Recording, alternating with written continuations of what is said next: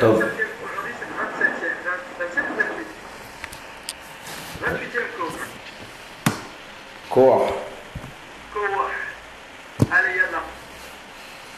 On y va. Top. On va continuer le Khod Bichoul qu'on a commencé la semaine dernière. Bon, c'est quoi ce bruit là? Top.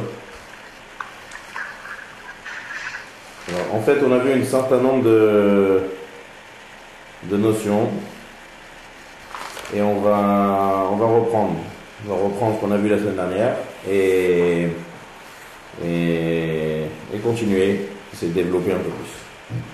Donc, viens, on prend la Melacha de Bichoul. Avant d'arriver au cas pratique, d'accord, tout ce qu'on fait, avant d'arriver au cas pratique de Bichoul, parce que ça va être très pratique, il y a beaucoup d'avancées, l'essentiel c'est d'abord de bien comprendre la définition de la Melacha. D'accord, bien comprendre la définition. Et en fait, tous les premiers cours qu'on a fait et qu'on va faire, il faut bien comprendre la Melacha, la définition de la Melacha. Et la définition, en fait, elle tourne en fait de l'explication de la phrase clé en fait de Bichoul. Comme ça que ça marche dans toutes les Melachot qu'on étudie. On fait une phrase clé, et cette phrase-là, ça concentre tout le principe de Bichoul est concentré dans cette phrase. Donc j'ai un peu changé la phrase par rapport à la semaine dernière, pareil. Je vais dire la phrase. Changer l'état d'un aliment ou d'un objet par l'intermédiaire d'une source de chaleur. Clair? Changer l'état d'un aliment ou d'un objet par l'intermédiaire d'une source de chaleur. Ça, c'est en très très concentré. Mais en fait, il y a tout dans cette phrase. Il y a le mot changer et il y a qu'est-ce qui s'appelle changer l'état d'un objet. C'est un mot qui c'est très très bref, ça. Mais en tout, il y a tous les shiurim et tous les détails, c'est en fait expliquer cette phrase. Changer l'état d'un objet ou d'un aliment par l'intermédiaire du feu. C'est les deux critères qui sont très importants ici. Et en fait, tous les cours, c'est que développer. Qu'est-ce qui s'appelle changer? Si je change l'état, alors ça veut dire que c'est la Melacha de Bichoul. D'accord? Ça, c'est changer l'état. Deuxième chose, c'est l'intermédiaire. C'est-à-dire la source de chaleur. Sur quelle source de chaleur j'accomplis l'action de Bichoul? Alors, on va voir qu'il y a plein de sources de chaleur. On a parlé un peu de ça la semaine dernière, on va voir en fait même les cours qu'on va voir après.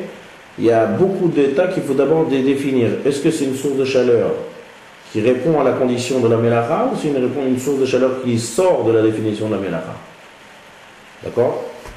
Alors, l'action d'abord, quand on dit changer l'état d'un aliment. Pourquoi je dis aliment ou objet? Ça peut être, tous les exemples ça peut être possible. Par exemple, si je prends une bougie et je la fais fondre. Ça c'est un objet la bougie, c'est pas un aliment, je la fais fondre. Donc j'ai été à un état compact et maintenant elle fond. Je change d'état. Par le feu bien sûr. Je mets ça sur une flamme, ça fond. Je prends un métal, je le transforme jusqu'à ce que ça devienne rouge, comme une braise ardente. Il a changé d'état par le feu. Je prends un aliment qui est cru et je le cuis. Donc ça passe de cru à cuit. Je prends une viande qui est crue, je la cuis, je la mets dans une marmite avec de l'eau sur le feu. Donc je la transforme. Il y a un transformant d'état de la viande. Je prends une pâte qui a levé comme il faut, je mets dans le four, j'obtiens du pain. Donc là, c'est comme il a dit le Rambam, le fameux Rambam qu'on a vu au tout début, ramollir un élément dur ou durcir une substance molle. Peu importe. Tout ça, c'est la définition du changement d'état de l'aliment ou de l'objet. D'accord? On a même expliqué la semaine dernière que même si l'aliment est mangeable et que je change d'état, l'exemple qu'on a donné par exemple, la compote de pommes. J'ai une pomme qui se mange. L'exemple que je viens de donner tout à l'heure, c'est un morceau de viande qui est cru, je passe de cru à cuit. Bien fait. Mais même quelque chose qui est mangeable, donc c'est vrai qu'ici le changement il n'est pas radical de cru à cuit, mais quand même il y a un changement qui fait. Donc Shabbat, on regarde juste est-ce qu'il y a eu un changement. D'accord? Dans d'autres halachot, par exemple, on a eu bichoulé à koum, un goy qui cuisine, on n'a pas le droit de profiter. Dans ce cas-là où la chose elle était déjà mangeable avant, il n'y aura pas d'interdit. Mais là on est dans Shabbat, du moment qu'il y a un changement, pas l'intermédiaire du feu. J'avais une pomme qui était mangeable et maintenant j'ai une compote de pommes. Alors là c'est un interdit de la Torah. D'accord? Il y a le changement. Ensuite, on a vu excepté le cas où je fais quelque chose de très bizarre. On a l'exemple de cuire une pastèque, qu'on a vu la semaine dernière. C'est bizarre, ça, parce qu'on ne cuit pas comme ça. Donc là, c'est bizarre, donc c'est pas une mélacha de bichou. Pareil pour les liquides. Là aussi, c'est intéressant, parce que les liquides, il n'y a pas vraiment de transformation. Mais quand j'ai de l'eau normale, une bouteille d'eau normale, du robinet, et que je la fais bouillir, cette eau, ça s'appelle qu'elle change d'état. On ne voit pas vraiment le changement, mais oui, c'est autre chose. On a dit ce que le RAN dit. Le RAN dit qu'elle bout beaucoup plus rapidement une eau qui est bouillie. Elle change d'aspect, elle change de nature, on va dire. D'accord? Une eau qui n'est pas bouillie, c'est pas une eau qui est bouillie. Il y a les microbes qui disparaissent. Il y a beaucoup de choses qui se passent entre une eau qui n'est pas bouillie, ça c'est marqué clairement dans la Gemara, que quelqu'un qui prend de l'eau à l'état cru, on va dire l'eau qui n'a pas été bouillie, qui l'a fait bouillir, ça s'appelle Chayav Mishum Bishul. Il y a eu un changement. C'est difficile un peu à comprendre ça parce qu'on ne voit pas vraiment le changement ici, mais ça s'appelle aussi un changement. Donc, ça c'est tous les exemples possibles imaginables dans les changements. Ensuite, on a parlé de l'action. Comment maintenant on va définir l'action? Ça c'est la définition. Maintenant, techniquement, comment c'est? Alors on a dit qu'il ne faut pas confondre avec la mélacha de Maveir, qui est de la création du feu. C'est-à-dire la flamme elle se trouve là. La mélacha bichoul elle ne commence pas là. La mélacha bichoul elle est lorsque la source de chaleur, en l'occurrence on va parler maintenant du feu, d'accord? Elle est là. Donc l'action, qu'est-ce qui s'appelle cuire? Qu'est-ce qui s'appelle j'ai transgressé la mélacha bichoul? Alors on a dit, qu'est-ce qui est spécial, et ça c'est intéressant, c'est que il y a un instant, d'accord, il y a une certaine durée, c'est une mélacha qui dure. Donc ça va commencer par le fait que je pose sur la flamme, sur la source de chaleur, et que ça a duré un temps T, après on a défini tout ce que c'est ce temps, et après une fois que ce temps s'est écoulé, j'ai transgressé la mélacha. C'est-à-dire ça commence, mais il faut que ça dure. Si ce temps ne dure pas, ce temps n'a pas duré, que je l'ai enlevé de la source de chaleur avant ce temps T là, je n'ai pas transgressé la mélacha bichou. Ça c'est l'action. Donc maintenant, il faut que ça soit sur une flamme et il faut qu'il s'écoule le temps. Donc maintenant en fait, tout ce qu'on va développer, en fait un peu développer la semaine dernière, on va continuer à développer cette semaine, c'est qu'il faut ces deux critères là. Qu'est-ce qui s'appelle cette source de chaleur? D'accord? Et qu'est-ce que c'est le temps qui s'écoule? D'accord? Qu'est-ce que c'est ce temps qui s'écoule? De quel temps on parle? Pourquoi? Pour quelle sorte de choses? Là, c'est beaucoup de choses à développer. Donc, on commence par le premier critère, la source de chaleur. Alors, ça aussi, on a vu. Source de chaleur, il y a Our et Toldot à Our. D'accord? Our, c'est le feu. Donc, ça, c'est le plus simple. J'ai une flamme en face de moi, je prends une marmite, je pose un aliment cru, de l'eau ou de l'aliment cru sur la flamme. Ça, c'est clair. J'ai un four, j'ouvre, il y a des résistances là-bas. C'est comme du feu. C'est un mâche-our des résistances rouges qui font cuire le four. Ça, c'est la source de chaleur. Un chauffage, pareil, c'est aussi une source de chaleur. C'est Toldot à Our. Un exemple pratique. Si quelqu'un, il y a une bonne pluie, d'accord, il est sorti dehors, il revient du Beit Knesset Shabbat, et maintenant il a son manteau qui est mouillé. Alors, est-ce qu'il peut mettre son manteau sur le chauffage? Problème. Quel problème? Problème qui va cuire l'eau qui est imbibée dans son manteau. Donc on regarde l'action. L'action c'est poser un manteau, il y a de l'eau dedans. La pluie elle n'a pas été bouillie, la pluie c'est de l'eau. Je pose maintenant ça sur un chauffage. Chauffage c'est une source de chaleur. Ah c'est pas du feu, c'est une dérivée du feu. C'est électrique, c'est bouillant, c'est quelque chose qui peut cuire, c'est Yad Soledetbo, Vadaï, je parle d'un chauffage qui est vraiment chez Yad Soledetbo, bien sûr. Si c'est un chauffage qui a moins que 45 degrés, non. Je parle d'un chauffage qui est plus de 45 degrés, bien bouillant, je pose dessus mon manteau, l'eau, elle va s'évaporer, et même si ça s'évapore, quand même, ça va arriver à un stade où l'eau va cuire et va s'évaporer. Donc c'est aussi un problème de bichoul, de poser mon manteau sur le chauffage. Donc un autre exemple de dérivé de Our, Todotaou. Our, c'est le feu, comme la Torah dit, Our Kazdim. Là où Avraham Avinu, c'est dans la fournaise de Our Kazdim. Our, c'est le feu. À ne pas confondre avec Or. Or, c'est la lumière. C'est le même mot, mais c'est O et là c'est O. O. Ensuite, alors là c'est un élément. Pardon? Je ne vois plus là. Je t'entends pas aussi, le son, je l'entends pas. Tom? Ah, c'est bon, maintenant je t'entends. C'est bon. Maintenant, un autre exemple de Toldot Aour, et ça on va l'utiliser plusieurs fois dans la suite du cours. C'est pas si par exemple j'ai une marmite avec de l'eau bouillante. D'accord? Une marmite avec de l'eau bouillante qui est sur le feu.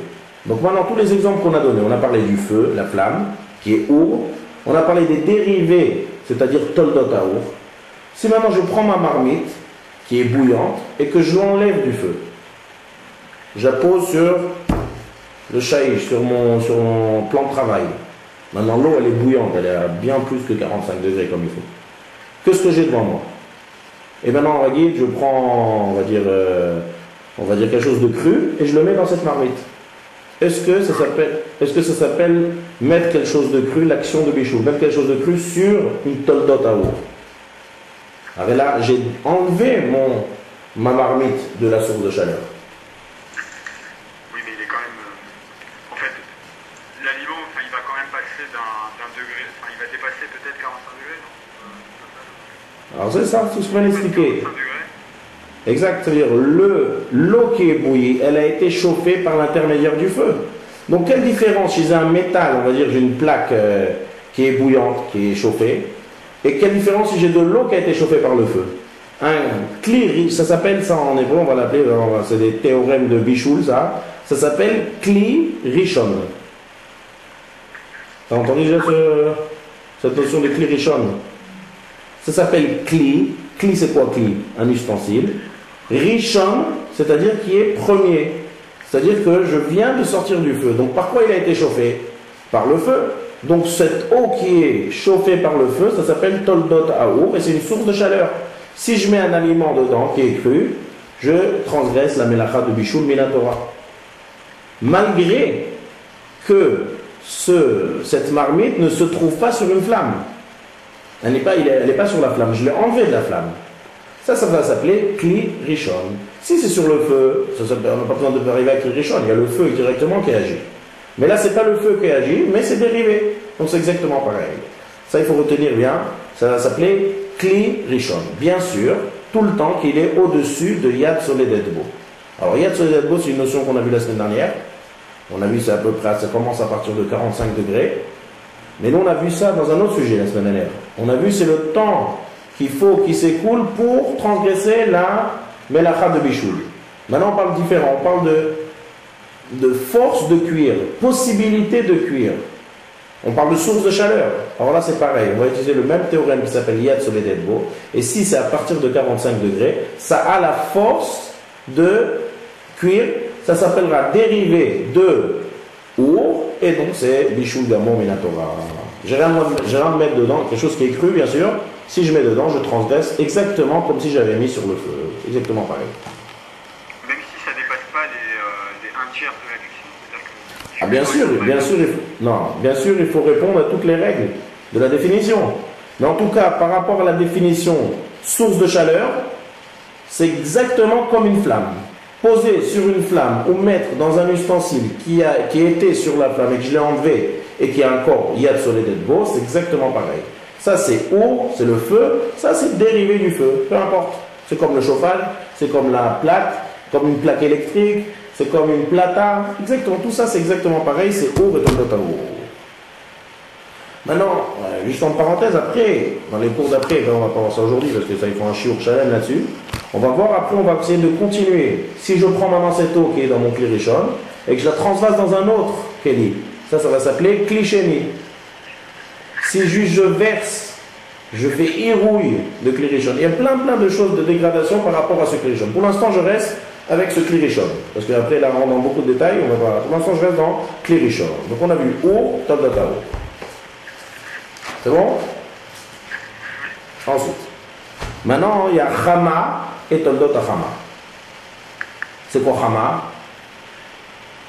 Chama, ouais. Chama, c'est le soleil. Ouais. Comment on appelle? Shkiat Chama. Ouais, Shkiat Chama, c'est. Voilà. Parce qu'il y a aussi belle-mère Chama. En hébreu, c'est la même nom. Ah, ça y est. Alors, Chama, c'est Milachon Cham, c'est le soleil. Alors, Chama, c'est le soleil. Cuire au soleil, c'est permis. Donc, on a parlé, si par exemple quelqu'un prend une loupe, il met la loupe sur une pomme de terre, et tous les rayons, ils se concentrent sur la loupe et ils tapent sur la pomme de terre, on a le droit. Il n'y a pas de problème. Si par exemple quelqu'un il prend de l'eau et il met ça au soleil, ben, il fait 50 degrés à l'ombre, et il met ça dehors jusqu'à ce que ça arrive à 50 degrés, c'est permis. Ça m'est déjà arrivé une fois que ma cuisinière elle s'est éteinte le jour du Shabbat. Donc j'avais maintenant une marmite avec le plat qui a refroidi. Et c'était en plein été à Bnei Brak. Donc on ne va pas manger froid. Qu'est-ce qu'on a fait? J'ai pris la marmite, je l'ai mis dehors. Au soleil, depuis le matin de Shabbat jusqu'à midi à peu près. Le manger était chaud. Il n'y a pas de problème. Parce que c'est au soleil. D'accord? Ça c'est un cas pratique. Les maasés, on a le droit de cuire au soleil. Pourquoi? Encore une fois, on référait toujours au Mishkan, et au Mishkan c'était une source de chaleur qui était feu. Le soleil, c'est pas du feu. C'est peut-être une boule de feu, mais en tout cas c'est sûr, c'est pas sur la terre, quoi. C'est un astre qui n'a rien à voir avec. Donc ça n'a rien à voir. Cuire au soleil, c'est pas le cuire sur le feu. C'est le même yesod ha'esh, on va dire. En tout cas, c'est très différent, c'est moutin. Par contre, toldot achama, c'est-à-dire dérivé du soleil, les chachamim, ils ont interdit. C'est-à-dire, si je prends une plaque et je la fais chauffer au soleil, et dessus je casse un œuf et je fais une omelette, quelle différence entre cette plaque et une plaque qui a été chauffée par électrique? Donc ça ressemble, et donc Rachamim ont interdit. Maintenant, un autre exemple classique et intéressant, par rapport à ce qu'on vient de voir ici dans la source de chaleur. Là, tout ce qu'on est en train de faire, on est en train juste de développer le sujet de source de chaleur. Donc on a vu feu, dérivé du feu, on a vu klirishol, c'est quelque chose de khadash qu'on n'a pas vu la semaine dernière. Ensuite, le soleil et les dérivés du soleil. Maintenant, un exemple classique, c'est est-ce que j'ai le droit d'ouvrir un robinet d'eau chaude pendant Shabbat à la maison? Non. Ah, il y a Daniel qui est là? Ça y est, je suis là. Ah, alors, bienvenue. Moi aussi. Bonsoir. Bienvenue. Bonsoir. Non, moi je parle pas donc se servir donc de l'eau chaude. Quel est le problème? Quel est le problème d'ouvrir un robinet d'eau chaude? On peut activer un mécanisme électronique derrière, quoi. Alors on va dire comme ça, viens, on essaie d'expliquer un peu. Il y a une bonbonne ça s'appelle un doude, je ne sais pas comment on traduit ça en français, c'est une bonbonne d'eau, quoi. Ouais, comment on traduit doude? Un chauffe-eau, voilà. Il y a un chauffe-eau, et lorsque maintenant on prend le robinet et on l'ouvre, robinet d'eau chaude, on va déclencher un système, on va dire que c'est déjà allumé avant Shabbat. Le chauffe-eau, il est déjà allumé. D'accord? Il faut appuyer quand même sur un bouton pour l'allumer. On va dire qu'il est déjà allumé avant Shabbat, ou bien, même il n'est pas allumé. On a fait plein de douches avant Shabbat, donc on l'a utilisé. On l'a éteint juste à l'entrée de Shabbat. Donc maintenant, qu'est-ce qui se passe? Le chauffe-eau, il y a de l'eau dedans. D'accord? Chacun comme il a utilisé, mais en tout cas, il y a de l'eau bouillante dedans. Lorsque j'ouvre mon robinet d'eau chaude, il n'y a pas de problème apparemment. L'eau chaude, elle va descendre dans le robinet. Le problème, c'est qu'il y a un système qui va se mettre en place, que l'eau froide, il va rentrer automatiquement dans le chauffe-eau. Donc lorsque j'ouvre mon robinet d'eau chaude, l'action en fait, il n'y a pas de problème d'ouvrir un robinet d'eau chaude et que l'eau chaude va descendre. Ça n'y a pas de problème. Seulement, l'eau, ça va mettre en place, ça va engendrer que de l'eau froide va rentrer dans le doude. Et alors maintenant, il faut analyser d'après ce qu'on vient de voir. Le doude, quel titre il a de source de chaleur? Le doude, quand je parle doude, c'est le ballon d'eau chaude. C'est quoi? C'est un Kelly en fait. Il a fait mode. Il a fait. C'est un Klirishon. Quelle différence entre une marmite qui était sur une flamme et un ballon d'eau chaude qui a chauffé? Et le ballon d'eau chaude, il a été chauffé. Alors, il y a plein de systèmes. Il y en a qui c'est avec des flammes, il y en a qui c'est avec des résistances, peu importe comment. Mais c'est l'endroit où il a chauffé, l'eau, elle était sur la résistance. Donc, c'est un Klirishon. D'après ce qu'on vient de dire tout à l'heure. Un Klirishon. C'est-à-dire un ustensile qui était sur le feu, qui était vraiment sur la base du feu. Qu'on met à l'intérieur quelque chose de cru ou quelque chose qui n'est pas bouilli, en l'occurrence dans notre cas, c'est de l'eau qui n'a pas été bouillie. C'est bichoul. Est-ce que j'ai le droit de prendre une marmite que je viens de sortir du feu, de prendre un verre d'eau et de le verser dedans? Non. Donc c'est exactement pareil ce qui se passe ici. En ouvrant le robinet d'eau chaude, il va avoir de l'eau froide qui va rentrer dans le ballon d'eau chaude. Maintenant, il faut préciser quelque chose. Ce n'est pas vraiment un interdit de la Torah. Pourquoi? Parce que même ça c'est discutable, mais je vous dis, là dans ces halachot, là, des robinets, je vais vous dire la vie de Rav Ovadia Yosef, dans ses starim qui a longuement traité cette question-là, en Iyun et Kiyut, mais je vais vous dire, d'après son avis, c'est discutable, il y en a qui discutent assez, je vais vous dire son avis, c'est dire que ça s'appelle gramma ici. Gramma, on l'a vu dans l'introduction, c'est-à-dire que c'est pas direct. Parce qu'il y a une différence quand même entre quelqu'un qui va prendre un verre d'eau et qui va le verser dans la marmite, qui est bouillante, qui vient de sortir du feu, et ce que le cas que je suis en train de faire, je ne suis pas en train de verser de l'eau. Je suis en train d'ouvrir un robinet. Maintenant, le fait d'ouvrir le robinet, ça va engendrer qu'il va avoir de l'eau qui va rentrer. Mais ça, c'est pas moi qui le fais. Ça, c'est une cause. Et on a vu que dans les mélachot de Shabbat, il faut que ça soit du direct, pas de l'indirect. Et on a expliqué aussi c'est quoi direct et indirect. Direct et indirect, c'est l'action que je fais n'a aucun rapport avec l'action de la mélacha. Donc, j'ouvre le robinet. Ouvrir un robinet, c'est pas prendre de l'eau et me jeter dans un kirishon. Ah, ça va se faire automatiquement, c'est gramma. D'après la date du Rav, il y en a qui disent que c'est considéré comme direct, parce que c'est kimat automatique. C'est discutable. L'avis du Rav Yosef, c'est de considérer ça comme gramma. Mais peu importe, c'est quand même interdit. Gramma, c'est pas permis. Donc, on ne peut pas ouvrir un robinet d'eau chaude pendant Shabbat. D'accord? Alors, bien sûr, c'est pratique pas le jour du Shabbat, parce que c'est le temps de refroidir si c'est éteint. Si mon chauffe-eau il est éteint. Le lendemain matin, l'eau elle est déjà froide. Donc là-bas, j'aurai pas d'eau chaude. Je ne vais pas tenir toute une nuit. Je parle à l'entrée de Shabbat, c'est très pratique. Lorsqu'on a utilisé ça toute la veille de Shabbat, pour les préparatifs de Shabbat et les douches, il y a encore de l'eau bouillante qui est dans le chauffe-eau. Donc quand j'ouvre ça le vendredi soir, il va y avoir de l'eau qui va rentrer à l'intérieur par gramma, et donc c'est interdit. Bien fait. Maintenant, qu'est-ce qu'on fait si on a ouvert, on a oublié? Ou un enfant, il est venu, il a ouvert. Qu'est-ce qu'on fait? Est-ce que j'ai le droit de fermer le robinet ou pas? On va laisser couler quand même. Je vais pas quand même laisser couler de l'eau chaude. Alors, qu'est-ce qu'on fait? Est-ce que j'ai le droit de fermer le robinet? Alors, il faut analyser qu'est-ce qui se passe lorsqu'on ferme un robinet. Si je ferme le robinet, d'accord? Qu'est-ce qui va se passer ici? On va dire, on va voir le cas inverse. Si je laisse le robinet ouvert, il va y avoir toute l'eau chaude qui va tomber. Et au bout d'un certain temps, l'eau chaude, elle va descendre du 45 degrés, qui s'appelle Yad sur le Delbo, du problème que ça cuit. Et donc, l'eau elle va descendre, et donc on n'aurait plus de problème. Le problème il est lorsque, bien sûr, la deuxième condition elle se remplit, c'est-à-dire le degré que ça cuit, 45 degrés. Donc on va dire, je sais pas, ça va dépendre de combien d'eau il reste dans le doudou. Ça on ne peut pas définir combien de temps c'est. S'il reste un petit peu d'eau chaude, donc on peut même attendre un petit quart d'heure, l'eau chaude elle va entièrement descendre, et donc il n'y a plus de problème que l'eau froide rentre à l'intérieur, ça va être toute l'eau froide. Le problème c'est que si j'ouvre et je ferme tout de suite, donc maintenant je veux entraîner que l'eau froide qui vient de rentrer, elle va cuire parce que elle va stagner dans l'eau bouillante. Vous voyez la différence si je ferme ou si je laisse ouvert? Mais il y aura quand même de l'eau. Enfin, bon, dans les deux cas, il y aura le problème que l'eau il y aura une partie de l'eau qui sera cuite. Alors justement, si je ne sais pas sûr, parce qu'il faut quand même du temps pour que l'eau rentre et arrive à 45 degrés. On n'a pas fait la chazara aujourd'hui. Il y a que Daniel elle a un peu de mal à comprendre, parce qu'il y a une notion. Hein? Oui, c'est vrai, je n'ai pas suivi le début. Oui, parce que la semaine dernière on a traité, j'ai pas révisé là-dessus. J'ai pas fait la chazara là-dessus. Mais bon, les cours ils vont être, on peut s'arrêter maintenant et refaire la chazara la semaine dernière, mais ça va être difficile.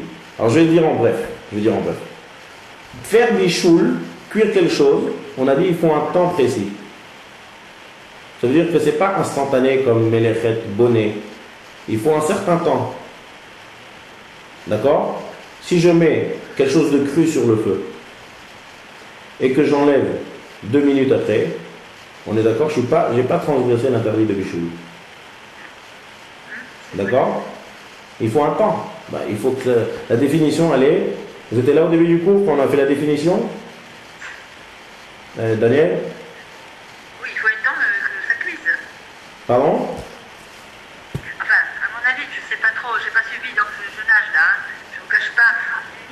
Ouais, je sais qu'on allait tomber dans ce problème-là. Je pense qu'il faut un temps que ça cuise, que l'aliment cuise. Alors, en très bref, il faut qu'il y ait un changement d'état. Pour qu'il y ait un changement, il faut du temps.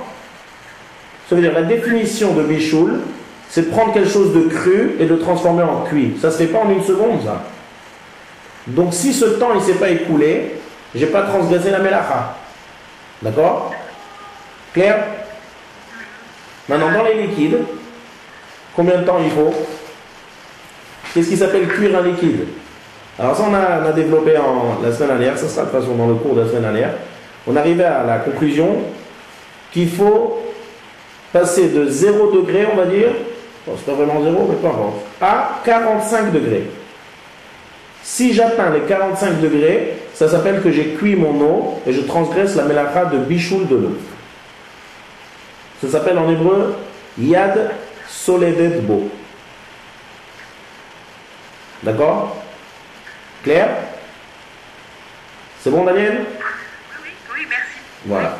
Ça, c'est en très très bref ce qu'il faut pour comprendre. Maintenant, revenons à notre chauffe-eau.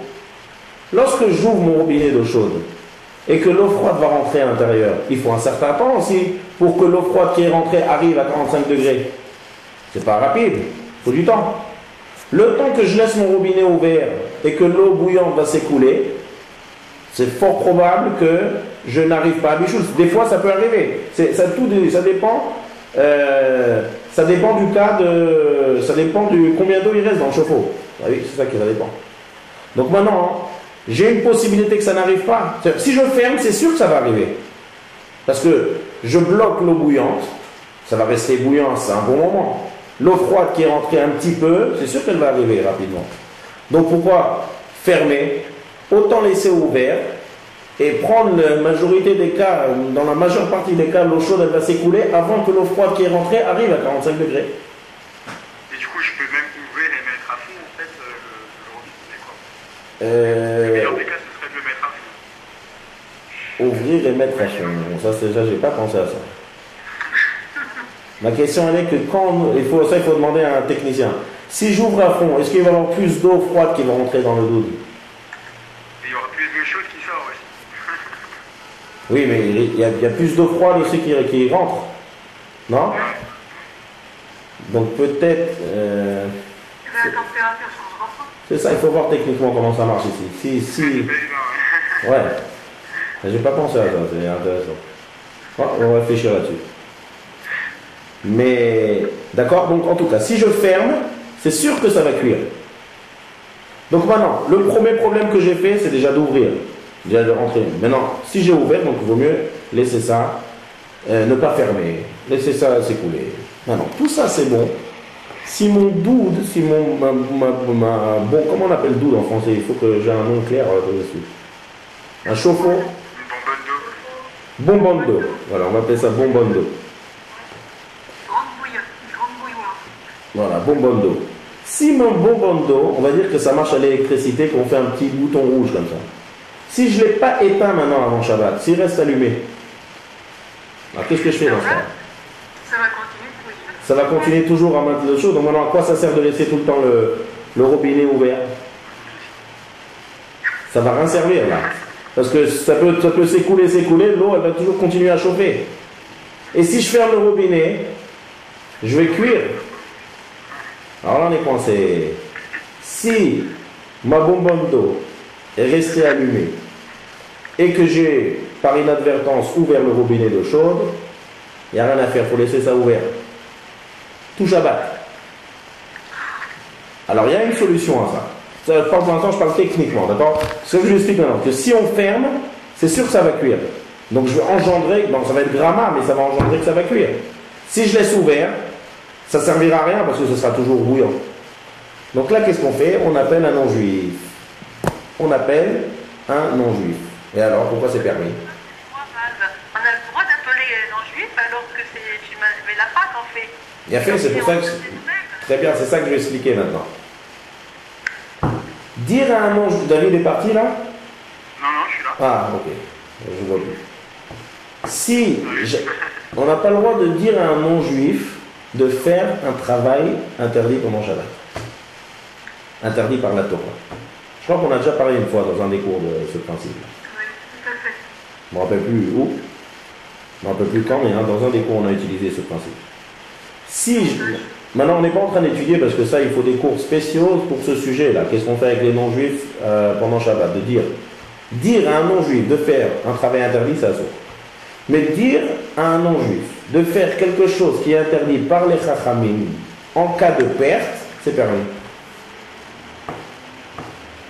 Donc maintenant, venons, on analyse notre cas. Est-ce que de fermer le robinet, c'est un interdit de la Torah ou des chachamim?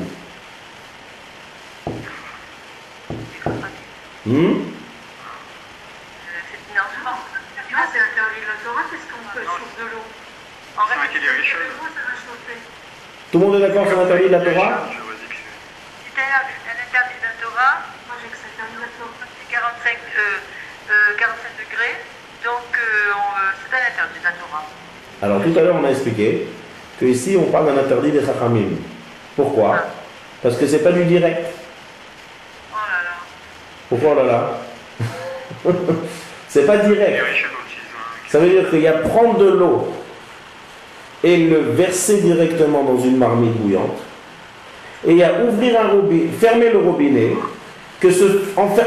fermer le robinet, cette action, est-ce que ça s'appelle mettre de l'eau dans une marmite? Non, ça s'appelle fermer un robinet. Donc ça n'a rien à voir. Mais en fermant le robinet, ça va engendrer que l'eau froide elle va s'arrêter, elle va bouillir. Donc c'est un acte indirect. Ça s'appelle en hébreu gramma. Et donc c'est interdit par les chachamim. D'accord? Dire à un goy de faire un interdit des chachamim en cas de perte, parce que là tout le Shabbat ça va rester allumé, on parle de l'entrée de Shabbat, on a le droit. Donc ça c'est la seule solution qu'on peut faire dans notre cas à nous, lorsqu'on a par inadvertance, c'est un cas qui est aussi bizarre, il faut ouvrir un robinet d'eau chaude, par erreur, et il faut que mon chauffe-eau, je parle de la résistance là-bas, oui, le bouton rouge, reste allumé. Il faut que j'ai aussi qu'on parle de quelqu'un qui est bizarre, qui a oublié que c'était Shabbat, qui a ouvert le robinet d'eau chaude et qui a laissé aussi son bonbonne d'eau chaude allumé à l'entrée Shabbat. Vous voyez de quoi on parle? Parce que si ma bonbonne elle était éteinte à l'entrée de Shabbat, on attend peut-être un quart d'heure, l'eau chaude elle va descendre de 45 degrés et là il n'y a plus de problème. Parce que l'eau froide qui va rentrer à l'intérieur, elle ne va pas arriver à 45 degrés. Donc je peux fermer, il n'y a plus de problème. C'est clair? Oui. C'est clair pour tout le monde? Oui. Voilà, on continue. Maintenant, on va parler de quelque chose qui est... Je ne crois pas que ça existe en France. Mais en Israël, ça existe très très fréquent. Ça s'appelle doud shemesh. C'est-à-dire c'est des bonbonnes qui sont chauffées par le soleil. Je ne sais pas si vous voyez sur les toits en Israël, si vous avez vu les maisons à Tel Aviv, partout en Israël. Sur les toits, il y a des bonbonnes. Si vous connaissez bien Israël, c'est quelque chose de... Dès qu'on prend l'avion et qu'on atterrit, on voit ça sur tous les toits des maisons. Il y a des grosses bonbonnes dans tous les toits des maisons. Ces bonbonnes-là, ça s'appelle doud shemesh. Il y a des capteurs qui captent du soleil et ça fait chauffer l'eau. D'accord? Ça veut dire que... C'est pas un killer. Pardon? C'est pas un killer quand même? Enfin, je veux dire... Eh bien, c'est ça maintenant qu'on va réfléchir ensemble. J'ai un capteur, il y a des capteurs là-bas du soleil, c'est sur le toit, et par l'intermédiaire de ces capteurs, ça fait chauffer l'eau qui se trouve dans la bonbonne d'eau sur le toit. Et après, j'ouvre le robinet d'eau chaude maintenant pendant Shabbat, et j'ai de l'eau bouillante. Est-ce que j'ai le droit d'ouvrir le robinet? Maintenant, je reviens à ouvrir. Est-ce que c'est... Enfin, si je dis oui, est-ce que c'est bon? Directement. C'est bon, mais il faut m'expliquer pourquoi. Parce que c'est le soleil qui réchauffe. Et alors? Mais alors, si en Israël on le fait, c'est bon. Ah. En Non, c'est pas direct. Tout ce qu'on fait en Israël, c'est bon? En Israël, dans un pays donc dans notre pays, donc je pense que c'est fait expliquer pour. Oui, mais non, on est là pour comprendre pourquoi. Il faut expliquer pourquoi. Alors vous avez commencé à dire, ça a été chauffé par le soleil. Voilà. Et alors? Et alors? Directement ou indirectement? Non. Alors encore une Et fois. comme c'est chauffé par le soleil, c'est directement. C'est directement. Alors venez, on réfléchit. C'est quoi c'est directement? Le fait d'ouvrir le robinet? Non, je vais dire, non, la cuisson en fait de l'eau quoi, par le soleil. Par le Oui. soleil, oui. C'est que par le soleil. Il y a la bonbonne, il y a un capteur à côté, un récepteur. Ce récepteur, il reçoit le soleil, il fait chauffer directement l'eau. C'est direct. Ça veut dire que maintenant, j'ai une bonbonne d'eau qui est chauffée par le soleil. Maintenant, j'ouvre mon robinet d'eau chaude. Qu'est-ce qui se passe? Indirectement, il va avoir de l'eau froide qui va rentrer à l'intérieur. Seulement, on a dit tout à l'heure, que le dérivé du soleil, c'est un interdit par les chachamim. Il n'y a pas de Torah ici. Il n'y a pas de Issour Torah. D'accord? Ça, c'est un premièrement. Ça veut dire que même si je monte sur le toit et que je prends un verre d'eau et que je verse dans la bouilloire d'eau qui a été chauffée par le soleil, je ne transgresse pas d'interdit de la Torah. Pourquoi? Pourquoi tout à l'heure, si je prends un verre d'eau et je le verse dans cette bonbonne d'eau qui a été chauffée par une résistance, c'est un interdit de la Torah? Parce que ça, tout à l'heure, c'était Toldot à Our, et maintenant, c'est Toldot à Hama. Là, c'est dérivé du... Il y a une résistance en bas qui fait bouillir toute la bonbonne d'eau. Donc, c'est Klirishon, Gamour. Mais là, c'est ni Klirishon ni Klisheni, c'est chauffé par le soleil. Donc, chauffé par le soleil, même si c'est direct dessus et ça tape dessus, c'est qu'un interdit des Chachamim. Maintenant, on continue. Lorsque j'ouvre mon robinet d'eau chaude, ça va être indirect. Ça ne va pas être direct. Troisième chose, est-ce que lorsque j'ouvre un robinet d'eau chaude, j'ai l'intention qu'il y ait de l'eau froide qui rentre dans mon doude? Pas vraiment. Maintenant, mon intention quand on ouvre le robinet, c'est d'ouvrir le robinet. C'est vrai qu'il y a quelque chose dans le système, mais moi maintenant, quand quelqu'un il ouvre un robinet, on ne dit pas qu'il est en train de mettre un verre d'eau dans sa bonbonne d'eau. Donc il n'y a pas la kavana ici, il n'y a pas l'intention. D'accord? Donc je reprends. Il n'y a pas l'intention. C'est deux interdits des chachamim qui rentrent en jeu ici en même temps. Et c'est indirect. Et c'est une source de chaleur qui est interdite par les chachamim. Donc lorsque ces trois éléments ils rentrent en jeu, ça va s'appeler, ça rentre encore dans un théorème qu'on a mis tout un cours en introduction à expliquer, et qu'à chaque fois qu'on arrive à ça, c'est impossible d'expliquer ça une deuxième fois. Il faut écouter ce cours. C'est un cours obligé à écouter. On a rentré bien dans ce détail là dans le cours d'introduction. Ça s'appelle en hébreu Psik Reché Delo Nichale. Beisur de Rabbanan. Beshte Isurim de Rabbanan. C'est-à-dire, il y a deux interdits des Rabbanan. Un, la source de chaleur qui est le soleil. Deux, c'est indirect. Trois, j'ai pas l'intention. Ces trois choses-là font que le Rav Ovadia Yosef permet d'ouvrir un robinet d'eau chaude dans une bonbonne qui a été chauffée par le soleil. Le Rav Ovadia Yosef, il a une chouva dans Yabia Omer énorme là-dessus. Là, ce que je vous dis, c'est la conclusion de conclusion. Mais il est rentré dans tous ses principes et dans tout. C'est une chouva exceptionnelle qu'il a dans son Sefer Yabia Omer. Mais comme ça, c'est la halakha. Il y a des rabbanim ashkenazim qui sont mahmirim et qui interdisent. Ils ne tiennent pas à tous ces théorèmes que je vous ai dit. Et ça, comme ça, le Rav Ovadia Yosef tranche. Et donc, on a le droit d'ouvrir un robinet d'eau chaude quand la bonbonne est chauffée par le soleil. En France, c'est pas, je crois pas que c'est, peut-être dans le sud, je sais pas si c'est ça. Je crois pas. Mais en Israël, c'est très très fréquent.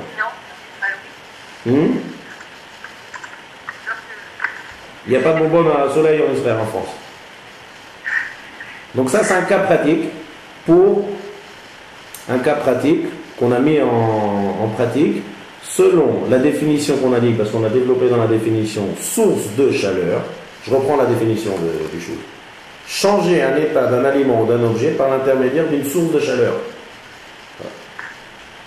C'est ça Bichoul. Donc, quelle source de chaleur on parle? On a parlé du feu, on a parlé des plaques chauffantes, on a parlé d'un marmite qui était sur le feu et que je l'ai rendu du feu, Toldot à Our, dérivé du Our, de la chaleur. On a parlé du soleil, qu'on a le droit de cuire au soleil. Et on a parlé de Toldot à Hama. Donc, dans ma bonbonne d'eau qu'on a, on a deux sortes de bonbonnes d'eau. On a une bonbonne d'eau qui est chauffée électrique, où il y en a même qui sont fait chauffer au gaz, et il y a tout de suite une flamme qui s'allume, donc c'est Sodot-Taour, c'est dérivé du feu, donc c'est d'Oraïta. Donc puisque c'est d'Oraïta, donc je ne peux pas maintenant ouvrir le robinet d'eau chaude de cette bonbonne-là qui est de manière électrique, chauffée électrique. Je ne peux pas ouvrir. Parce qu'en ouvrant, je veux causer un interdit de la Torah. Donc ça, il n'y a aucun moyen de permettre d'ouvrir. Fermer le robinet, si jamais ma bonbonne, elle est, enfin mon bouton là, mon chauffe-eau, il est plus en, je l'ai éteint avant Shabbat. Alors on laisse ouvert, on attend le temps qu'il faut, chacun selon la quantité d'eau qu'il y a, mais c'est pas longtemps. Et dès que ça descend de 45 degrés, on peut fermer le robinet, plus de problème. Et un cas bizarre, on a dit que si jamais c'est resté allumé, alors là il faut appeler un non-juif, comme on a expliqué. Et deuxième cas maintenant en pratique, que si maintenant j'ai une bonbonne qui a été chauffée par le soleil, alors là ça s'appelle Toldot Achama. Parce que c'est pas le soleil direct. D'accord, le soleil il a déjà tapé sur le récepteur et le récepteur il va faire chauffer. Donc c'est un dérivé du soleil. Quand j'ai de l'eau maintenant, j'ouvre un robinet d'eau chaude qui est fait avec le bonbonne de soleil ou j'ouvre un robinet d'eau chaude qui est fait avec bonbonne de chauffée. On ne voit pas la différence. Chez moi à la maison, je ne vois pas la différence. Donc ça ressemble, les chachamim ont été gozer. Mais puisque c'est deux interdits des chachamim et que je n'ai pas l'intention, j'ai le droit d'ouvrir un robinet d'eau chaude si c'est strictement chauffé par le soleil. D'accord? Le dernier cas pour les bonbonnes chauffées par le soleil. Oui. Je comprends pas. Enfin, j'imagine un cas où en fait on a du soleil et à un moment on n'a plus de soleil. Est-ce que c'est considéré comme un Kili Rishon en fait? Alors, même si le soleil est parti, on est le soir maintenant, il fait nuit, il n'y a plus de soleil. Mais ma bonbonne, elle est bouillante. D'accord? Donc si elle est bouillante, qui c'est qui l'a fait bouillir? C'est le soleil. Oui. Mais si maintenant j'ouvre le robinet, Qu'est-ce qui se passe quand j'ouvre le robinet? l'eau froide va rentrer. D'accord. L'eau froide qui rentre. Viens, on regarde le contact de eau froide avec Toldot Achama. Est-ce que c'est un interdit de la Torah ou des Chachamim? Il y a fait. La manière où ça rentre en ouvrant le robinet, est-ce que c'est direct ou indirect? Indirect aussi. Donc on a deux Issourim, ça devient plus léger quand on a deux interdits des Chachamim qui rentrent en jeu. Et ça suffit pas. J'ai pas l'intention aussi. D'accord? Et ça je suis très concentré parce que c'est un principe, ça s'appelle Psikreché de l'Onichale des Issou de Rabbanan. Ces trois facteurs qui rentrent en jeu, ça fait que c'est permis. C'est un théorème qu'on applique en fait. C'est simple. Maintenant, on passe à la suite de la définition. On continue encore à élargir la définition. Et donc maintenant, on a expliqué la source de chaleur. Il y a des questions sur ça, sur la source de chaleur. Tout est clair? Ce qu'on vient de voir? C'est bon. Maintenant, on va passer au deuxième, la suite de la définition. C'est quoi la suite de la définition? On a dit c'est changer l'état d'un aliment ou d'un objet par l'intermédiaire d'une source de chaleur. Mais on a dit que ce changement-là, ça prend du temps. Quand on dit changement, il faut qu'il y ait un certain temps. C'est-à-dire que si ce temps n'est pas écoulé, on n'a pas transgressé l'interdit de Bichou. Maintenant, il faut définir quel est ce temps-là. Alors on a dit la semaine dernière que ça dépend de quoi on parle. Est-ce qu'on parle d'un aliment? Est-ce qu'on parle d'un pain, d'une pâte que je fais rentrer dans le four que je cuis? Ou bien est-ce que je parle d'un liquide? Là, ça va être différent pour les trois choses. Alors maintenant, il va falloir voir plusieurs stades. Alors, bon, ce qu'il faut commencer, c'est de dire le temps qu'il faut minimum pour que ça arrive à cuire. Alors, on commence par l'aliment. L'aliment, c'est ma'achal en hébreu. J'ai un morceau de viande crue. Je prends une marmite. Je prends de l'eau froide du robinet. J'ai une flamme. Je pose ma marmite sur la flamme. On va dire qu'il faut un temps T pour que ce temps écoulé, ma viande, elle s'appelle cuite et totalement cuite. D'accord? Le temps qu'il faut qui s'écoule, c'est, on a vu la semaine dernière, le tiers de la cuisson. C'est-à-dire que s'il faut un temps précis pour cuire cette chose crue-là, je partage ça en trois et je vois si le tiers du temps est arrivé, j'ai atteint le tiers du temps, c'est j'ai transgressé l'interdit de Bichoul. Ça s'appelle, on est en Lachon de Gemara, dans la Gemara, Ma'achal ben Beroussaï. C'est un brigand il a été très occupé, il avait beaucoup de banques à faire dans la journée, et il n'avait pas le temps de manger. Donc il cuisinait pas totalement, mais il faut quand même cuire, donc il mange, il ne peut pas manger ça cru. Donc il y a une marloquette, il y a une discussion. Quel est ce temps de ce brigand-là qui mettait pour cuire? Il y en a qui expliquent que c'est la moitié de la cuisson, la moitié du temps, il y en a qui expliquent que c'est le tiers. Pourquoi j'ai choisi le tiers? La khumra, pourquoi c'est la khumra? On est sûr que... Parce que c'est un interdit de la Torah. On est en train de parler de cuire. Dans les interdits de la Torah, on va toujours la khumra. Ça fait deoraita la khumra. Donc je prends le temps le plus court, c'est-à-dire le tiers. D'accord? Donc si j'ai posé l'action encore une fois de Bichoul, je pose sur la flamme, un tiers du temps est écoulé, j'ai dedans quelque chose de cru, j'ai transgressé l'interdit de Bichoul, même si ce n'est pas encore arrivé à la fin de la cuisson. Pour le pain, c'est lorsque je fais rentrer une pâte, donc là c'est durcir un aliment mou, je fais rentrer une pâte, et cette pâte-là, une croûte va se former. Tant que la croûte ne s'est pas formée, je n'ai pas encore transgressé. Dès qu'il y a une croûte qui se forme, d'accord, ça commence à durcir, ça s'appelle que j'ai transgressé l'interdit de Bichoul, malgré que mon pain n'est pas encore totalement cuit. Ça a une baguette pas trop cuite. D'accord? Troisième chose, c'est les aliments. D'accord? Les aliments. Pas les aliments, les liquides. Bien fait. Alors ça, la semaine dernière, on a développé, on ne va pas reprendre tout ça dans les détails. Mais on a dit que pour qu'un liquide, on va dire que c'est robinet. Combien de degrés c'est robinet? 45. Hein? 20, on va dire 20 degrés? 20 degrés, ouais. On va dire 20 degrés.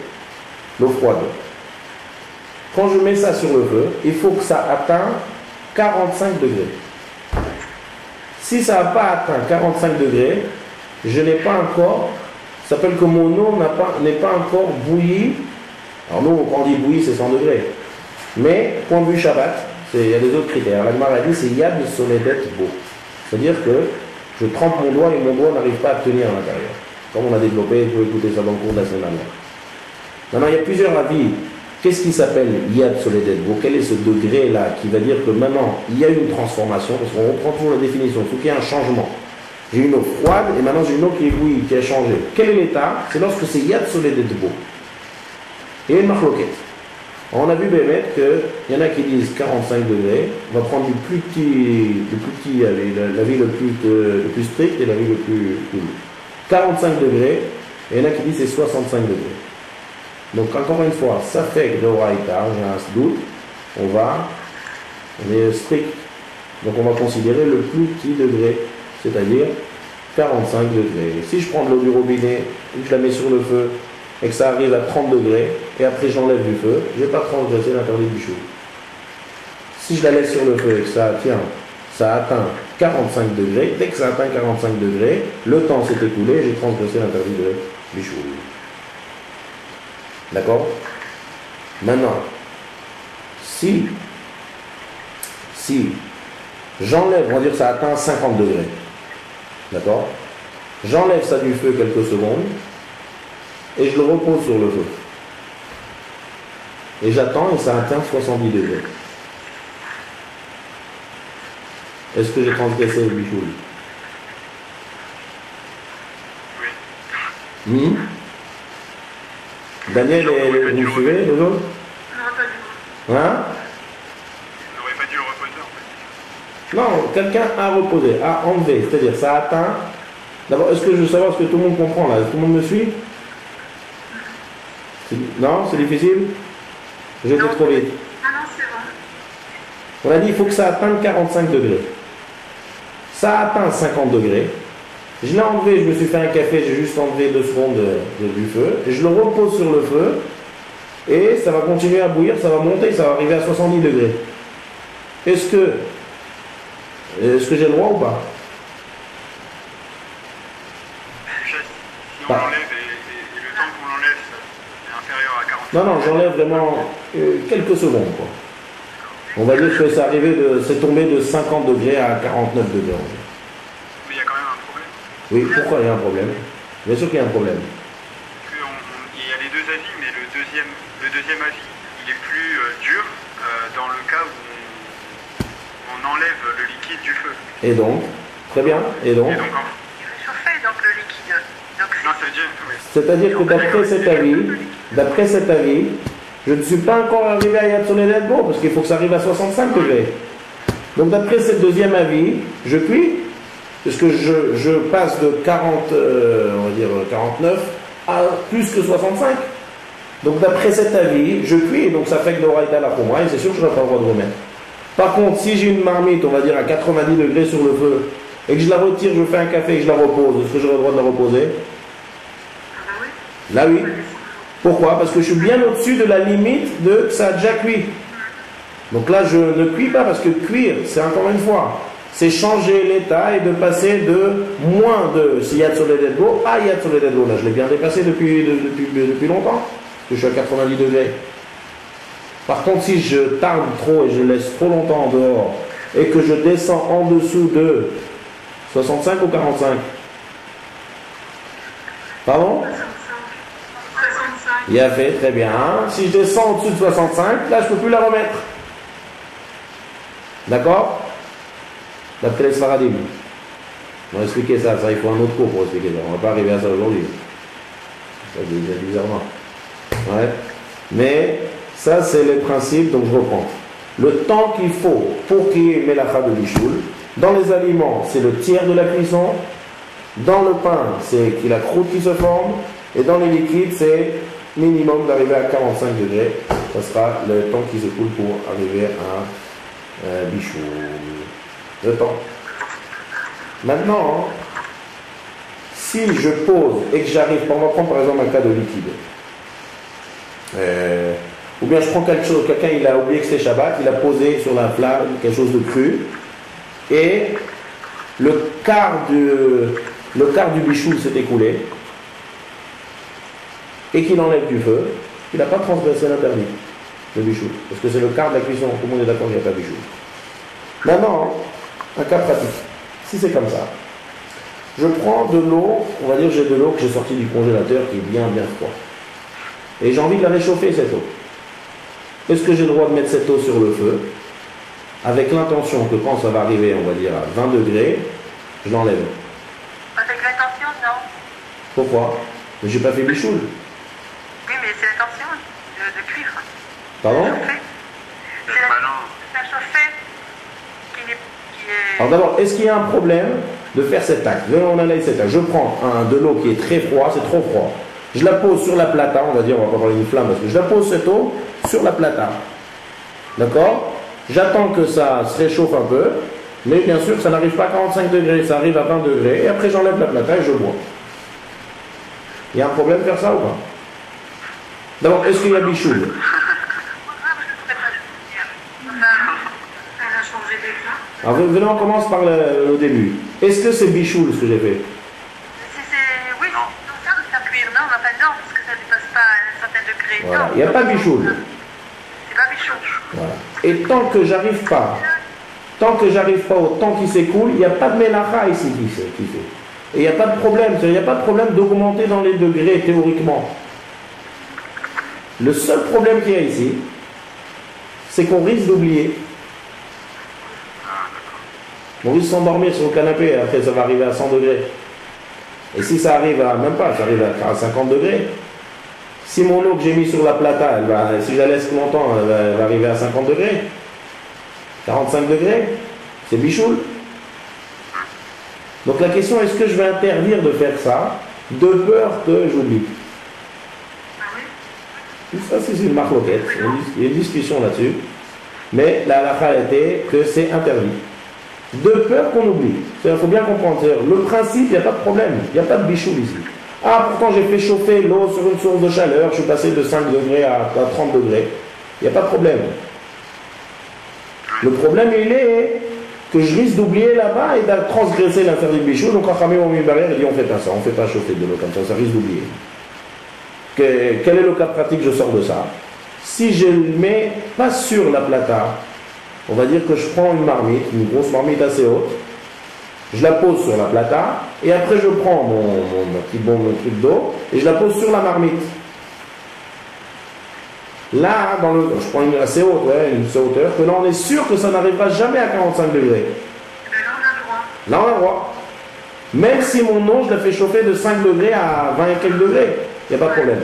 Parce que là ça risque pas, même si on oublie, ça n'arrivera jamais à 45 degrés. Donc c'est pour bien expliquer qu'il n'y a pas de problème dans l'acte, parce que tant que je ne dépasse pas le temps qu'il faut, il n'y a pas de mélara. Donc le problème c'est juste d'oublier. Maintenant bien sûr il faut bien préciser, ça aussi on a vu la semaine dernière, c'est que si, ça on n'a pas vu par contre, ce que je viens de dire pour l'instant on n'a pas vu ça la semaine dernière, je fais un mix de révision et de nouveau en même temps. Si maintenant je prends mon aliment qui est cuit à la tiers de la cuisson, d'accord? J'ai cuit avant Shabbat, il est dans mon frigidaire, il fait un tiers de cuisson. Et que je le pose maintenant sur le feu et que je termine la cuisson. Est-ce que ça m'interdit ou pas?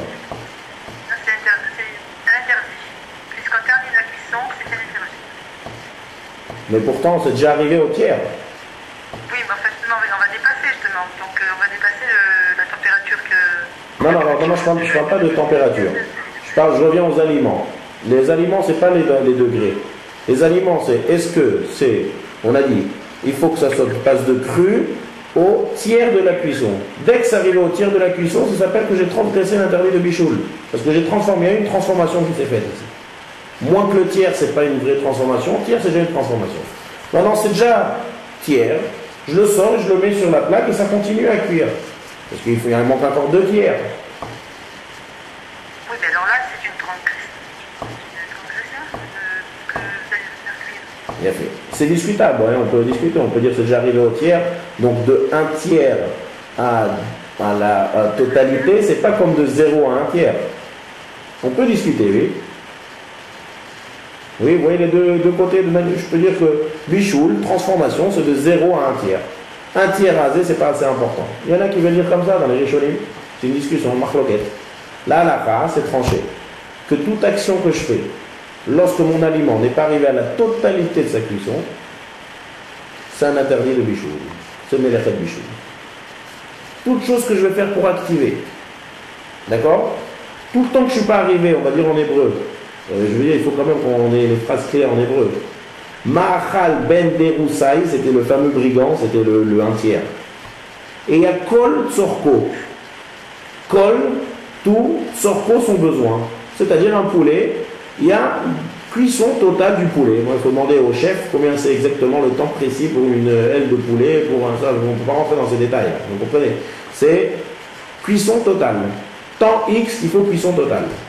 Si avant Shabbat j'ai cuit le tiers de ce morceau de poulet et que je le remets sur la plata et que ça arrive à la totalité, je termine les 2 tiers, c'est un interdit de bichoul. Parce que ce soir j'ai transformé 1 tiers, c'est pas comme la totalité. 0, c'est pas comme 1 tiers. Toute action que je fais pour accélérer et activer, c'est un interdit de la Torah. Il y a même une halakha qui s'appelle Megis. C'est quoi Megis? Quelqu'un il a mis sa finale à l'entrée de Shabbat. Mais elle n'a pas de fini de cuire. Il y a encore le blé là-bas qui est mal cuit, il y a la pomme de terre qui n'est pas finie, il y a de la viande, c'est pas fini. Qu'est-ce qu'il fait avant Shabbat? Pendant Shabbat, Shabbat rentre, il ouvre le couvercle, il prend une cuillère de chef, là, une cuillère en bois, et il remue. Même sans remuer, en fait. Alors, sans remuer, pour l'instant, il n'y a pas de problème, j'ai rien fait encore, j'ai ouvert le couvercle. Ah oui, d'accord. Je n'ai pas fermé le couvercle. Mais je remue. C'est-à-dire, je fais un petit tour de cuillère, pas plus.